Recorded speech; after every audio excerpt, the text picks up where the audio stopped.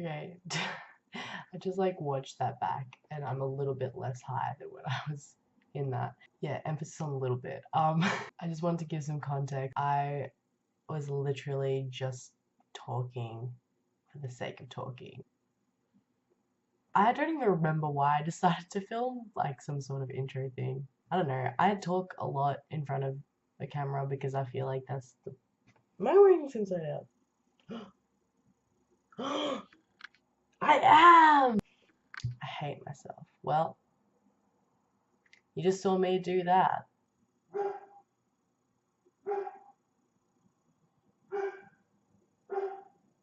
I literally don't really have anything to talk about except for the fact that I'm pretty baked right now. I wanted to like deliver a message to myself in a sense. I want to talk about all the things that I feel I want to achieve or that I think that I can achieve. I think that this would be something really beneficial for me to reflect back on, especially when I like get into that position of like not knowing where I want to go or what I'm supposed to be doing, or feeling like I'm losing sight or anything like that, because I think that that happens like a bit too often for my liking. Whenever I'm high, I seem to be able to give myself the best messages that kind of resonate for a long time, sort of thing. So yeah, I wanted to first talk about how far I have come from where I like started this kind of like end part of my development. I never feel like I'm going to miss out on something when I make a choice, like I never feel like I'm losing something if I decide I don't want something. I think that's the beauty of teaching myself to let go. Like whenever I let go, I seem to have things come back. And I really like the thought of that because I do want to let go. I do want to release the things that I feel are holding me down or holding me back. And I do want to like move on from places that I didn't feel great, because why would I want to stay there? Why would I want to stay there? When you're in there, the only reason you stay there is because you think that you can't leave, and then as soon as you do leave, it's like, what the fuck? Like, as if I was in that hole. It was so shallow I could have easily got out. I just kept like looking down in the hole because I was like, fuck, I've fallen in a hole. When you feel happy, you never want to let it go. And that's why like we'd feel so crushed when like things come to an end or something dies when you want it to live on. We want to hold on to that feeling of happiness. We want to hold on to the pleasure. No one would ever say they want to hold on to the sadness, but when you're sad, all you can do is hold on to the sadness. Just like when you're happy, all you want to do is hold on to the happiness. Sadness is just like, it's the same trap. You just don't realize that you're getting trapped. It's really hard because, like I said, when you're in it, and it's difficult to get out. But the best way to get out is to break it, like literally break it. When you're happy, how do you break being happy? You just think of something that makes you sad or change your entire environment to make you feel worse. You just have to do that when you're feeling down. You just got to change your environment in a way that's going to make you feel happy. I was like listening to some guy speak about the nature of like human decision making versus computer decision making. There was this thing about exploit or explore. When you're happy, the choices you make are generally in the explore field, or the choices you should make are in the explore field because you're feeling positive. So it means you're more likely to receive new situations positively. But then when you're in a negative headspace, you're in a negative state, it's better to exploit what you know to make you comfortable in order to get back to being comfortable, in order to continue to explore. So I think that explore is what you use when you're feeling expansive, and exploit is what you use when you're feeling intrusive. No, that doesn't sound right. You know what I mean, the opposite of expansive. And I think it's one of those things that just happens naturally as well. Like when you're feeling shit, you want to comfort yourself, so you exploit what you know. You exploit the experiences you had in the past that have led you to feeling more positive, and you use those to bring you back to the positivity so that you can make choices that explore. Like I always know that when I'm feeling kind of shit, I want to watch a movie that I know. I don't want to watch something new. Like when I'm not feeling great, I always return to things that I know that I love that make me feel good. So I write, yeah, watch movies. I'll eat food because I fucking love food. Okay, look, listen. No one made me feel guilty about this. Food is one of those things where it's like a simple It's a simple comfort. It's like getting in a blanket, you know? Like I just happen to feel about food that way. It means that my body changes very frequently. So I like feel the effects very frequently, and it's not fun. Is when I've like eaten badly, if I don't push myself and go to the gym and like forcefully re-energize myself, it just like so long to like re-energize myself. It is the worst. It basically the way it goes is like I'm fine, I'm fine, eating well, and then I'll feel like shit, and so I'll eat something comforting, and then I'll feel better. And then now, not only do I feel better, but there's a lot of food in me. So my energy kind of gets detracted to about here.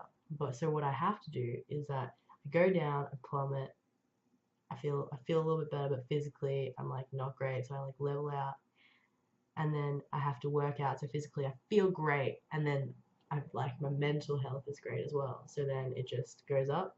We continue on. So that's the life that I'm trying to live. So that's the process I have to go through. And like I said, it sucks that I love food so much and it's such a comfort for me, but it is. And that's just the way that I deal with it. I balance it out, you know. Honestly, like I don't care that much about the way that my body looks. Like obviously I want to fucking look hot. Like I want to look hot. Who doesn't want to look attractive? I look hot for me. So like if I think I look hot, I'll fucking look hot. Like it doesn't matter what anyone else thinks. Yeah, it feels really great to know like I can eat as much shit as I want. Like if I'm feeling bad, I will fucking go in, dude. Like I don't care. I do not hold back. I have to make sure my mental health is on point. Otherwise I'll be gaining kilos upon kilos. And I love working out too because it gets a lot of my like anger out. And that's a real issue for me. I have like so much anger, and that's why like I like to get it out creatively. So I'll like write really angry. My stories are very much about destruction and like really dark like bad topics because I have to get my negativity out in some way that is positive instead of like smashing plates or fucking like screaming at people or like doing dumb shit like that. That's another reason why I like to do these tarot readings because I like I have shit in my life that makes me fucking furious every single day, and so I have to get it out somehow, and that's why I write. That's why I do angry tarot reads because like I gotta get it out in a constructive way. So if I can yell at someone, basically to tell them to get their life on track, that's great. I love telling people what to do. Doesn't everyone though? Like, do we not? I mean, no, okay, not everyone does. I've always really liked being in a leadership position, and that includes like telling people what to do. I will say that like if I was in a group project with someone, I would be like, so like, do you maybe want to like do this? Like that's the way that I approach it. But like when people listen to me and follow my plan, oh, that's a turn on. That's a turn on. Honestly, the way to my heart is by following my plan and telling me that I'm right. Being told that I'm right, that is dirty talk. That's sexting. If you go, damn, you're so right, panties down. So I strive to be right all the time because I love it. What am I even talking about? I literally don't know. Fuck yeah, I love food, dude. It's like a big meal after a big day, you know what I mean? Like when I know that I'm like, fuck, today's been like a day and a half. It's like Uber Eats and everything in the world is better. Minimalist living is super easy. As long as I have enough money to like get me through the day, like literally like a couple of dollars in my pocket to like tap on my Mikey to like get where I need to go and then come back or whatever. And if there's like food in the fridge, I'm fucking fine. Even just a fucking can of beans and some rice, and I'm good to fucking go. I can live so cheap and so easily, and it's excellent. But like, I need money for nice things. I love nice things as well, and also I need to get the fuck out of this house. I'm not gonna like air my dirty laundry, but like I hate this house. Not this house. This house. Oh, this house is amazing. My room is fucking lit. So comfortable. Like I love living here. I don't have a home here. Like this isn't my home. This is like my hell. I just need to like get the fuck out of here. I need to have some stability. I want to be living with my brother. He is the most supportive, important person in my entire fucking life. It's not bad. It's not bad. But it's definitely not ideal. And I know that we both deserve better. And I know that we thrive so much on like being around each other. I want to take full advantage of how comfortably I can live here. I can live off dollars in my pocket. So as long as I can find a way to get a couple dollars in my pocket in a day, I'm good. You know, so like these tarot readings and stuff, like really kind of just keep me going. In times of desperate need, I can ask my mum, even though it kills me every fucking time. Sometimes you gotta do what you gotta do. I know I could definitely just like get a normal job, but I just can't do that. Like I said, I'm taking full advantage of having a roof over my head, bills paid, groceries like not constantly, like groceries. I have all of this at hand, so I'm gonna take full fucking advantage of it while I can. I research and develop my skills every fucking day, like sharpening those bitches to a fine point so that I can be the best at what I want to do and therefore make that a lucrative career before I'm 20, ideally. Whoa, no, before I'm 21. Jesus Christ, 20 is April. Like right now, I'm fucking like, everything is, physically speaking, like everything's totally fine. I can get as much work done as I need to and like have my life on track completely. Like, I'm safe right now, sort of thing. So I'm taking full fucking advantage of it. Writing as much as I possibly can. Like I'm working on a book at the moment. Like if I can get like just little bits of income, I can start like saving enough to like get the fuck out of here. I can't deal with this. What? That's a lie. No, I can deal. That's the thing. I can deal with it. It's just so terrible. I would love to not. I would love. Ooh, tasty, tasty. Yes, I would love so much with all of my heart and soul to not have to deal with everything that is entailed in this situation every single fucking day.